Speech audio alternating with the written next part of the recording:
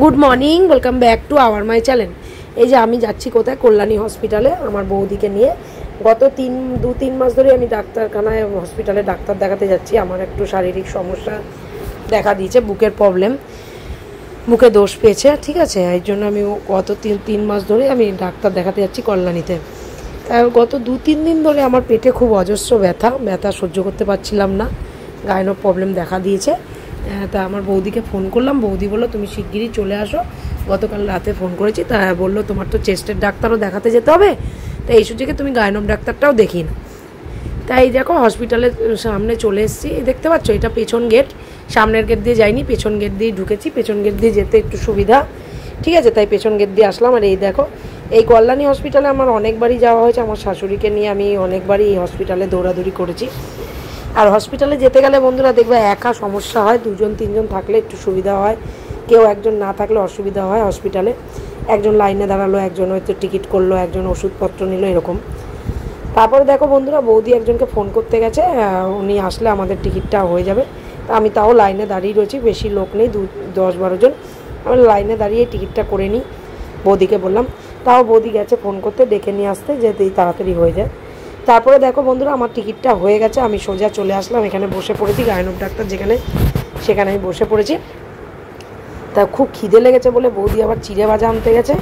তা বৌদি চিড়ে ভাজা আনতে গেল, তা হঠাৎ করে দেখলাম আমার স্লিপটা নিয়ে গেল ভেতরে লোকেরা। তা আমি বৌদিকে আবার ফোন করে ডাকলাম, বৌদি চলে এসেছে, যে এখন চিড়ে ভাজা আনতে লাগবে না, ভেতরে ডাকবে, তুমি আসো।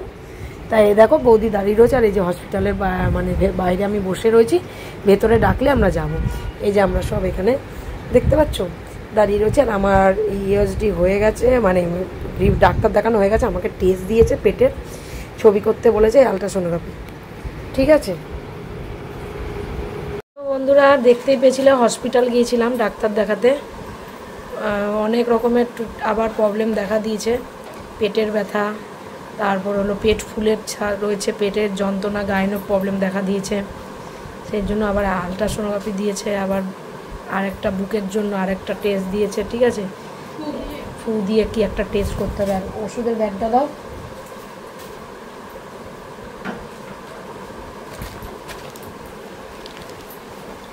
আবার আলট্রাসোনোগ্রাফির ডেট দিয়েছে, দেখো কত ওষুধ দিয়েছে, আবার অনেক ওষুধ দিয়েছে, মানে ওষুধই খালি খাবো।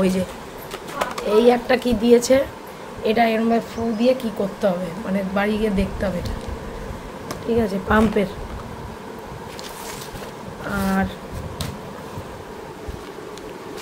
দেখো ওষুধ দেখতে পেয়েছ, শ্বাসকষ্ট এত, আমাকে এত ওষুধ দিয়েছে।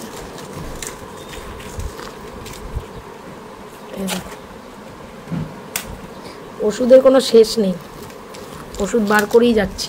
এই যে ব্যথা, পিঠে ব্যথা, বুকে ব্যথা হয়, ওই জন্য ওই ওষুধ। আর এই যে এই একটা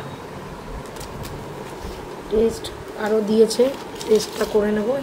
দেখতে পাচ্ছ, ওষুধের উপর ওষুধ চলবে, এখন কয়দিন চলবে এরকম ওষুধ, তারপর আবার 1 মাস পর আবার ডাক্তার দেখাতে হবে।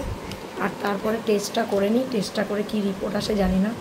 তা বৌদি ছিল বলে আমার এগুলো করতে পেরেছি, কেন হসপিটালে এত তাড়াতাড়ি সম্ভব হয় না, লাইন ফাইন দিতে লাগেনি, লোক আছে ওর, সব ধরে ধরে করিয়ে দিয়েছে। তাহলে হসপিটালে তো জানো কীরকম লাইন পড়ে, তোমরা জানো নিশ্চয়ই, ঠিক আছে। আর এখন এই দাদার বাড়িতেই আছি, খাওয়া দাওয়া করে বৌদি ছাড়বে না, বলেছে ভাত টাত খেয়ে যাবে, 12টা বেজে গেছে, অনেক সকালেই এসেছি। অনেক টেস্ট করে আর আমার আর ভালো লাগছে না, এত ওষুধ এত পত্র, আর খেতেও ভালো লাগছে না। ওপর দিয়ে আমাকে দেখতে ভালো দেখাচ্ছে, কিন্তু আমার ভেতরের শরীরের কন্ডিশন খুব খারাপ, বুকের অবস্থা খুবই খারাপ, ঠিক আছে।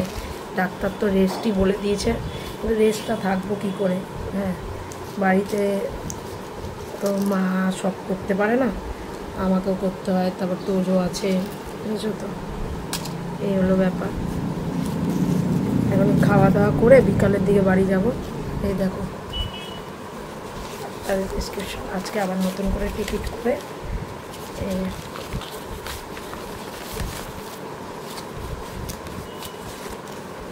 আলট্রাসোনোগ্রাফি দেখতে পাচ্ছ করতে দিয়েছে, ডেট দিয়েছে সামনে মাসে।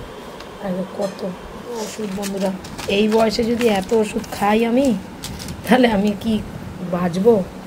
এই দেখ দেখ ওষুধ, দেখতে পাচ্ছ? ওষুধের উপর ওষুধ খেয়েই যাব।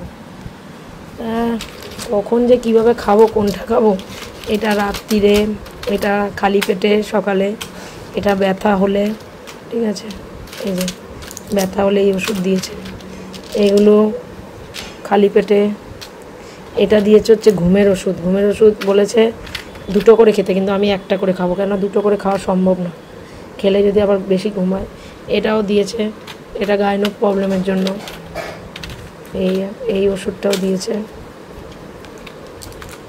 খালি পেটে। এগুলো গাইনোক সমস্যা। এটা তো শ্বাসের ইনহেলার, এটাও পাম্প, এইভাবে ইনহেলারটা নিতে হবে, ঠিক আছে। এই ইনহেলার আমার ব্যাগেও আছে। কি রিপোর্টে বেরাবে টেস্টটা করলে বোঝা যাবে। শরীরে জোর বল এখন খুব একটা সেরকমভাবে পাই না, কাজকর্ম করতে গেলে খুবই কষ্ট হয়। খাওয়া দাওয়া করে বাড়ির দিয়ে যাবো। তো চলো ভিডিওটা আজকে এখানেই শেষ করে দিই। লাইক কমেন্ট শেয়ার অবশ্যই করো। দেখা হবে আবার নেক্সট ভিডিওতে। তোমরা প্রে করো আমি যাতে খুব তাড়াতাড়ি ভালো থাকি, সুস্থ থাকি।